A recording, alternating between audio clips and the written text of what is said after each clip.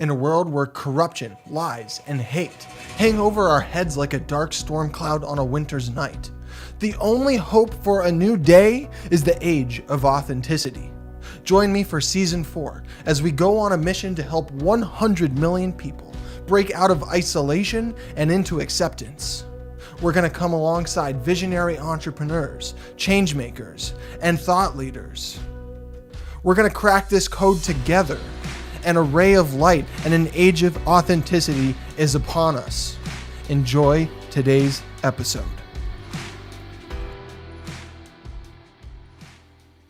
Welcome to another episode of The Age of Authenticity. There are 42 million people who are trafficked for either sex slavery or manual labor. Today, the industry amounts to a $152 billion cap and is the third most profitable organized crime in the world. Human Trafficking Hotline defines it as the business of stealing freedom for profit. Today we are speaking with Mitzi Perdue, who on April 11, 2019, heard anti-trafficking leader Paul Hutchinson speak, and what happened next was definitely life-changing. And how? And I'll explain, if you like, what happened. Before hearing Paul Hutchinson talk about human trafficking, the words human trafficking just sort of would glide by. I didn't really have a sense of it. But then I heard him, I looked at pictures and videos that he showed of rescuing little 12-year-old girls, maybe a dozen of them.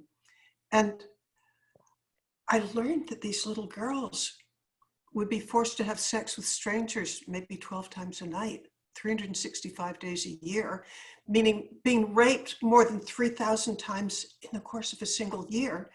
And I saw the despair, the grief, the fear, the terror on their faces, and I couldn't unsee it, and it changed my life. You saw the grief, the despair, the unchanging terror in their eyes, and it changed your life.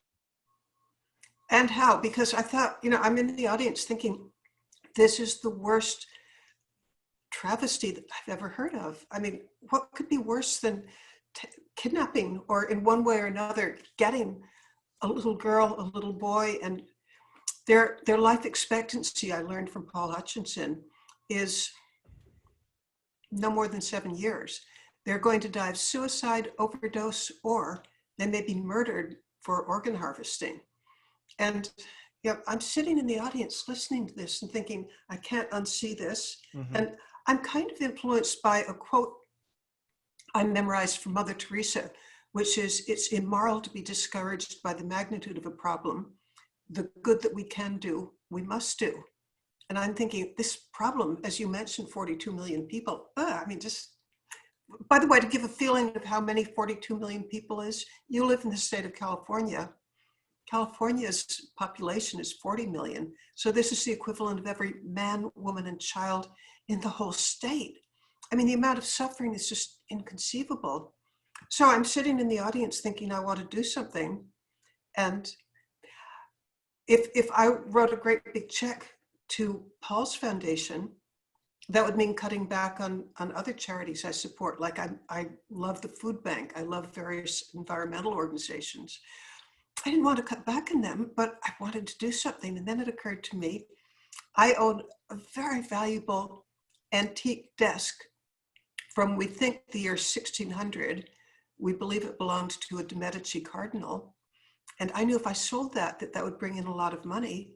And then I started thinking, I bet there are other people who, if they could easily change tangible property into cash to give to anti-trafficking organizations, and they'd get to choose which one, that we could probably save a lot of lives. So that's how I got involved. However, COVID-19 went and changed everything, and possibly even for the better, because what I'm up to now, instead of converting tangible property into cash, I think we have a way of making an enormous dent in human trafficking, and I'd love to share it. Okay, well, you've piqued my curiosity. what started out as turning valuable tangibles into cash has turned into something new because of COVID-19 in this digital era we've now been rushed into. Could you share what that was? Yeah, because there was going to be a giant auction put on by one of the biggest auction houses in the world. But they said because of COVID-19, we probably wouldn't get a lot of money for the fantastic items that have been donated so far. So I'm thinking, what can I do while I wait for the economy to get better? And here's what's come up. It's a miracle. It's just a darn miracle. I met a man who works with or is part of an organization called the International Fraud Group. What they do is something that could apply to human trafficking. And a quick story to explain what they do and how it could apply to trafficking. The overall part of this story is, what if we could attack the biggest motivation of the traffickers, and that's money? I mean, you mentioned $152 billion a year. Well, one single trafficker can probably make $1 million a year if he's in a big city and he has 4 girls. So their motivation is greed, money. What if we could attack the money part of what I call the evil equation? And the evil equation is insane amounts of money and no deterrence, because I mean, traffickers rarely go to jail. The evil equation is insane, obscene profits, no punishment equals unimaginable suffering. So here's what the International Fraud Group did to help a company, let's call it Softco, and that's not the real name, but think very, very large software company. Mm-hmm. A couple of decades ago, they had a terrible problem with counterfeiters. And they could arrest one counterfeiter, but it was so profitable to counterfeit the software programs that they put one in jail, another pops out. And then a member of the International Fraud Group thought, we're going about it the wrong way. Instead, let's attack the profits of the counterfeiters and hardly pay attention to whether they go to jail or not. Just make sure it's not profitable for them. And so using all sorts of things that wouldn't really be available to a typical police department. They've got enormous dark web experience, artificial intelligence experience, deep knowledge of how to track money flows. And what they did was they found the counterfeiters and where they banked, and then they'd go to the bank and tell the bank, look, here's the evidence that this money is stolen. Freeze the account, return it to Softco.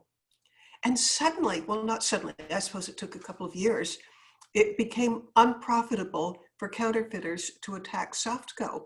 Because, imagine that you've spent, I don't know, a year making $4 or $5 million from counterfeiting, and all of a sudden you can't touch the money and it's given right back to Softco. And so that actually effectively ended the counterfeiting problem for this major software company. Now, what does it have to do with human trafficking? Well, they're very parallel, because local law enforcement might put a trafficker in jail, although that's pretty rare, like 1 chance in 100. But it turns out that it's for the people who have the skills and the know-how and the experience, you can trace their bank accounts. And the banks, my understanding is that the banks will always freeze the account of the trafficker if they know that it's where the money comes from, that it's illegal money. What if, since it's a $150 billion a year industry, there's an awful lot of money that could be recovered? And the International Fraud Group, it represents 50 different countries. And if we could, but the problem is they can't work for free. When they were working for Softco, which is an imaginary name, there is a real company behind it, but I don't want to get in trouble and reveal their secrets. But with Softco, Softco couldn't just count on local law enforcement to do it. They had to hire people who would get the evidence to law enforcement. So in the case of human trafficking, we need a giant organization that can pay for people who, maybe it's a data mining expert who costs $100,000 or maybe $200,000 a year. If there could be a company that if only there were a huge foundation, or maybe, I don't know, Microsoft or a Jeff or an Amazon, where the $10 million or so that this would cost, if we could get this funded, we could make an enormous dent in human trafficking. Because again, my premise is, and a lot of people agree with me, that the traffickers are in it for the money. And if we could make it no longer profitable, think of the lives that would be saved and the misery prevented. Let me understand this movement of virtual abolitionists, these seekers of the truth, these coders with courage to go and find this missing money, this $152 billion. If we can cut it at the source, the actual source of the, for lack of a better word, the source of the sin, the source of the lust, the source of the greed, cut that off completely. Your argument is that their attention will shift to something else that is more profitable, and you'll be able to make a bigger dent and a bigger impact in a more broad sweep than if there was a more one-to-one kind of approach. And I think Well, my being on the front lines that's a challenge. Well, I don't know that I can pull it off, but why not try? Because, to my mind, anything that we can do to prevent even one child being trafficked is worth doing. And this is an attempt to affect millions. And again, I would love advice from our listeners or viewers on if they've got any suggestions for me of how to do this. But to me, the roadblock right now is, supposing you're a super duper artificial intelligence dark web expert, you probably have a wife and they've got college fees and whatever else. You can't work for free. I mean, you might give a discount, but you are not going to work for free. So we have to raise the money, and preferably, I mean, I could imagine maybe there's somebody listening to us who has access to a big foundation that hates human trafficking and wants to try a new and amazingly effective way of freezing funds from bad guys.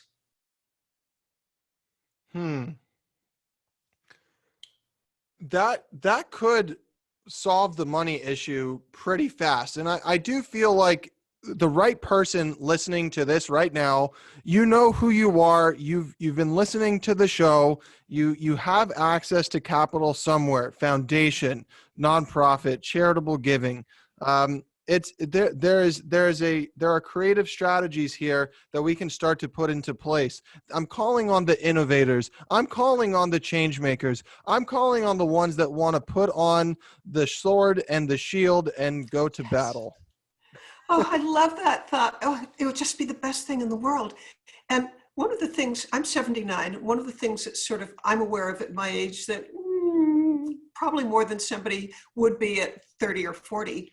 But by the time you're in your late 70s, I mean, I'll be 80 in a few months, you start thinking about, when you look back in your life, are you happy with it? And I personally feel that my own measure of success is that success is judged not by what you can get, but by what you can give. And if you could prevent or have a hand in preventing the kind of suffering that goes on with those people who are sex trafficked or labor trafficked, I mean, I think if you save just one of them, you've earned your place in paradise.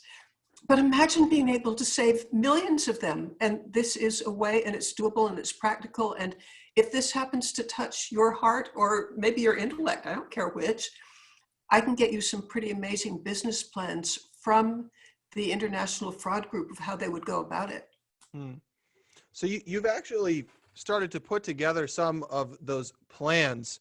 And as we're sitting here, as we're talking, I'm imagining that the frontline issue, cutting off the money at the source, freeing thousands of slaves, there's going to be a secondary issue here, which is rehabilitation and and and recovery and support and growth and re-entry into society. Just finally the shackles of slavery broken off. There will be millions of people that have been underground and forgotten.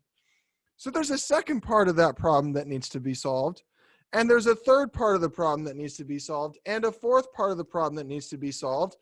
Because don't misunderstand Mitzi today. She is saying that the secret to your life is not to take, it's to give. And Yes. in serving another human being who is captured today with no hope. It is a never-ending cycle of being raped 13 times a day for money. Let me be clear about that. Raped 13 times a day. The average trafficker, like your numbers, could make $1 million tax-free. What if we could cut off that money source? They're going to be forced to go somewhere else, or forced, I don't know. What? All right, my theory is that bad people, I mean, they may find something else to do, but please make it something less catastrophically cruel than what they're doing right now. And I want to address something else that you mentioned. I'm focused on one part of the problem. The problem's immense, but here's the really, really, really good news. The United Nations recognizes 2,000 different organizations that are working on just the things that you mentioned: rescue, rehabilitation, prevention. And that's 2,000 organizations that are big enough so they've come to the attention of the United Nations. But I've heard estimates that there are 40,000 organizations, and frankly, I bet there are 100,000, but we just don't know how to find them. But there are a lot of people who are working on this, and I want to all work together. And if, the initial idea of Win This Fight, which is the organization that I head, the initial purpose of it was to raise money for existing organizations. So I want to direct large amounts of money to them, but what I'm focusing on before we get to that is cutting off the money of the traffickers, and I think we can do it. Hold on. Oh, and can I invite? Go ahead. Can I invite everybody to text if they've got a cell phone handy? If I give them a text number and some initials to text. Okay, I'm going to make a note for let me make a note for myself so that this is in the show notes as you're talking. What's the number? Yay. It's 51555. And what you text to 51555 is WTF. Now, those are the initials. This is no accident. People think, oh, sweet little Mitzi wouldn't know what WTF stands for. Well, first it's the initials of Win This Fight, but I even chose the name Win This Fight because WTF seems to me exactly the right response to this monstrosity that's going on. I mean, WTF is, I think, appropriate. But then it also has the fact that it makes Win This Fight, the name, more memorable. But if you'll text WTF to 51555, I promise you a ringside seat on what goes on with this. And I'll also have for you ways of recognizing trafficking or things that you can do. And there's a lot once you know it. You'll get weekly, and I won't make it more than weekly. And my newsletters are short. I mean, nothing. I think you could read every one of them or let me put it differently. You could read each one of them in a couple of minutes. So I'm not out to take your time, but I am out to help you be part of the ride of your life. I mean, the people who've worked on it so far say that it's exciting and that it's life-changing and that's energizing. So come join me for the ride of your life. Don't miss this opportunity. So you get to text Mitzi 51555 WTF. You're like me, you're angry. What the WTF? Win this. Exactly. Yes. And that's really simple. The question on my mind though, like we're a very entrepreneurial audience. We're a very go out and make it happen. We're not shy we're not shy of the BHAG. We're not shy of the big, hairy, audacious goal. Even this show is on a mission to impact 100 million. We want to break isolation. Like that's the thing. We want to destroy that problem. But why are you, Mitzi? Why are you the person that the one with the foundation should write the, why you? Why now? I ask myself that all the time because I don't deserve to be doing it. What if I just answered you, bingo, you got me? However, I will give you a more serious answer. Why not? Somebody's got to do it. And I vastly prefer to be home watching soap operas or reading good books. But the suffering is there, and if I can do it, I feel I should do it. You have earned every right in your life with the books you've written, the speaking you've done, the people you've taught. You have earned the right for a quiet retirement if you really wanted to do it. Continue writing books, continue with all of those things till the end of time. You would be perfectly justified in that response to life. But Mitzi is saying, no, I've got one more. There is a problem, and it's got my name on it. Well, again, my definition of success is you're measured not by what you can get, but by what you can give. And if I can work in this problem and use the skills that I've accumulated in 79 years, that's how I want to spend the rest of my life. There's so much wisdom in that one statement. And I've got to figure that out from you is when did you realize that, when did you make your success bar what you can give? When did that, were you just born that way? Well, here's how it really came about. Somewhere around 1988, I was invited to give a talk at a local high school. And I thought they were going to ask me to talk about what I knew about, because at that point I was an environmental writer. I worked for Scripps Howard. My columns went to 420 newspapers. Woohoo! Couldn't wait to talk about the environment. But then after I'd accepted and I saw the publicity that the school was putting out, it was saying that Mitzi Perdue was going to talk about success. And I'm thinking, oh my God, I've already accepted. They've already put out the publicity. What am I going to do? And so I went to the local library, my beloved local library, and I spent an entire day reading what everybody, from Aristotle, Plato, St. Thomas Aquinas, Martin Luther King, what everybody had to say about success. Because if I'm going to talk, I just can't stand up in front of them and say nothing. Well, at the end of a full day of studying what great thinkers had said about it, it all boiled down in one way or another and in different words. I guess I'm going to quote Martin Luther King as one of the people who puts together what success is. He said, we can all be great because we can all serve.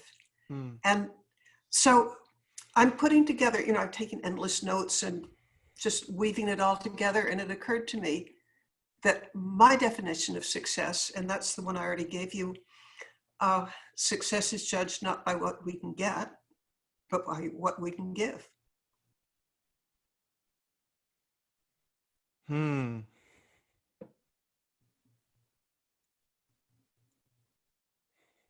What else is on your heart today, Mitzi? What else?